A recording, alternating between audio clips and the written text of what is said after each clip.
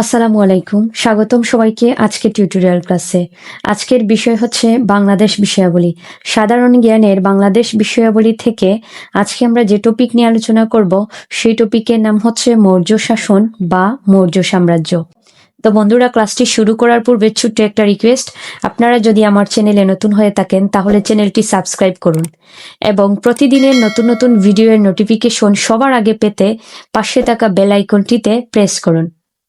বন্ধুরা, চলুন আমরা ক্লাসটি শুরু করি। মৌর্য শাসন বা মৌর্য সাম্রাজ্যের প্রতিষ্ঠাতা বলা হয় চন্দ্রগুপ্ত মৌর্যকে। আর এই চন্দ্রগুপ্ত মৌর্য তিনি 323 ভিসিতে। এই ভিসির মিনিং হচ্ছে বিফোর খ্রিস্ট। বিতে হচ্ছে বিফোর, সিতে হচ্ছে খ্রিস্ট, অর্থাৎ খ্রিস্টপূর্ব। তাহলে চন্দ্রগুপ্ত মৌর্য 323 খ্রিস্টপূর্বাব্দে বা খ্রিস্টপূর্ব 323 সম্রাট ধনন্দ নামে একজন সম্রাট ছিলেন। আর এই ধনন্দ সম্রাটের একটি সাম্রাজ্য ছিল, সেই সাম্রাজ্যের নাম হচ্ছে নন্দ সাম্রাজ্য। এই নন্দ সাম্রাজ্যের সম্রাট ধনন্দকে তিনি পরাজিত করেছিলেন।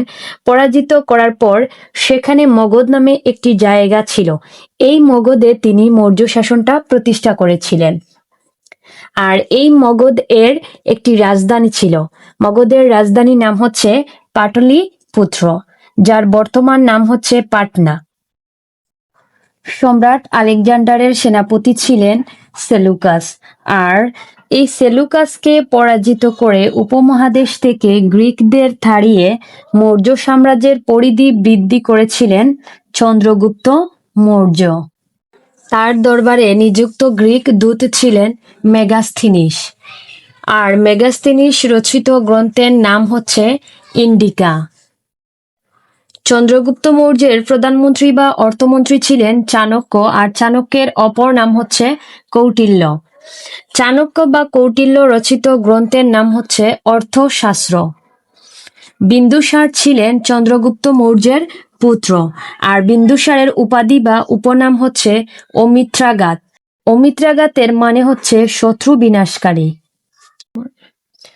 মৌর্য সাম্রাজ্যের তৃতীয় শাসক বা তৃতীয় সম্রাট ছিলেন সম্রাট অশোক। আর সম্রাট অশোকের রাজত্বকাল ছিল 269 বিসি থেকে 232 বিসি পর্যন্ত। কলিঙ্গের যুদ্ধ হয় 261 বিসি বা 260 বিসিতে। যদি পরীক্ষার অপশনে 261 বিসি থাকে তাহলে 261 বিসি উত্তর হবে। যদি অপশনে এটা না থাকে তাহলে হবে 260 বিসিতে। কলিঙ্গ যুদ্ধটা হয়েছিল সম্রাট অশোকের শাসন আমলে এবং বৌদ্ধ ধর্মের প্রসার ঘটে সম্রাট অশোকের শাসন আমলে। বৌদ্ধ ধর্মের কনস্ট্যান্টাইন বলা হয় সম্রাট অশোককে। মৌর্য বংশের শেষ সম্রাট ছিলেন বৃহদ্রথ। বন্ধুরা, আমরা এখন বিগত কয়েকটি প্রশ্ন আলোচনা করব। আর বিগত কয়েকটি প্রশ্ন আলোচনা করলে আপনারা প্রশ্নের প্যাটার্ন সম্পর্কে সহজে ধারণা পাবেন এবং আসন্ন যে কোনো চাকরি পরীক্ষা বা সামনে যে কোনো চাকরি পরীক্ষার জন্য আপনারা এই প্রশ্নগুলা রিভিশনও সহজে দিতে পারবেন। এবং কোন সালে কোন কোন পরীক্ষায় এই প্রশ্নগুলো এসেছিল সেই তথ্যগুলা একসাথে সন্নিবেশিত করা হয়েছে। তো বন্ধুরা, চলুন আমরা বিগত প্রশ্নগুলো একটু দেখে নিই। যেমন প্রথম প্রশ্ন হচ্ছে, ভারতীয় উপমহাদেশে প্রথম সাম্রাজ্যের নাম কি? উত্তর হবে মৌর্য সাম্রাজ্য।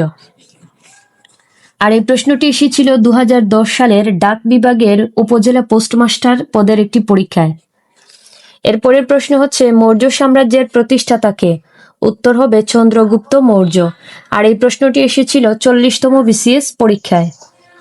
এরপরের প্রশ্ন হচ্ছে, মৌর্য বংশের শেষ সম্রাট কে? এই প্রশ্নের উত্তর হবে মৌর্য বংশের শেষ সম্রাট ছিলেন বৃহদ্রথ। আর এই প্রশ্নটি এসেছিল 2016 সালের ডাক বিভাগের পোস্টমাস্টার পদের একটি পরীক্ষায়। এরপরের প্রশ্ন হচ্ছে, বৌদ্ধ ধর্মের কনস্ট্যান্টাইন কাকে বলা হয়? এর উত্তর হবে বৌদ্ধ ধর্মের কনস্ট্যান্টাইন বলা হয় সম্রাট অশোককে। আর এই প্রশ্নটি এসেছিল 9-10 সেশনের জগন্নাথ বিশ্ববিদ্যালয়ের একটি ভর্তি পরীক্ষায়। এরপরের প্রশ্ন হচ্ছে, সম্রাট অশোক কোন বংশের সম্রাট ছিলেন? আর এই প্রশ্নটি এসেছিল 2025 সালের সেতু কর্তৃপক্ষের কম্পিউটার অপারেটরের একটি পরীক্ষায়। এরপরের প্রশ্ন হচ্ছে, অর্থশাস্ত্র এই বইটি কে রচনা করেন? উত্তর হবে কৌটিল্য। আর এই প্রশ্নটি এসেছিল 13-14 সেশনে ডাবির ভর্তি পরীক্ষায়, আবার 13-14 সেশনের সাবির ভর্তি পরীক্ষায় ও 25 সালে প্রধান প্রশাসনিক কর্মকর্তার কার্যালয়ের একটি পরীক্ষায়। এরপরের প্রশ্ন হচ্ছে, চাণক্য কার প্রধানমন্ত্রী ছিলেন? উত্তর হবে চন্দ্রগুপ্ত মৌর্যের। আর এই প্রশ্নটি এসেছিল 2021 সালের কারিগরি শিক্ষা অধিদপ্তরের ক্রাফট ইনস্ট্রাক্টরের একটি পরীক্ষা এবং 2024 সালের ডাক অধিদপ্তরের পরিচালকের একটি পরীক্ষায়। এর পরের প্রশ্ন হচ্ছে, কোন যুদ্ধের ভয়াবহ পরিণাম প্রত্যক্ষ করে মহারাজ সম্রাট অশোক বৌদ্ধ ধর্ম গ্রহণ করেছিলেন? উত্তর হবে কলিঙ্গ যুদ্ধের। এই প্রশ্নটি এসেছিল 2001 সালের দুদকের সহকারী পরিচালকের পরীক্ষা এবং 2025 সালের সেতু কর্তৃপক্ষের কম্পিউটার অপারেটরের একটি পরীক্ষায়। এরপরের প্রশ্ন হচ্ছে, চাণক্য ছিলেন প্রাচীন ভারতে একজন বিখ্যাত কি? উত্তর হবে অর্থনীতিবিদ ও কূটনীতিক। আর এই প্রশ্নটি এসেছিল 2004 সালের মার্কেন্টাইল ব্যাংকের অফিসারের একটি পরীক্ষায়। এরপরের প্রশ্ন হচ্ছে, প্রাচীন ভারতে কে সর্বপ্রথম সর্বভারতীয় ঐক্য স্থাপন করেন? উত্তর হবে চন্দ্রগুপ্ত মৌর্য। আর এই প্রশ্নটি এসেছিল 2023 সালের বিমান। তো বন্ধুরা, আজকের ক্লাসটি ছিল এতটুকুই। ইনশাআল্লাহ দেখা হবে নেক্সট কোনো টিউটোরিয়াল নিয়ে। এতক্ষণ ধৈর্য ধরে ভিডিওটি দেখার জন্য ধন্যবাদ। ভালো থাকবেন। আল্লাহ হাফিজ।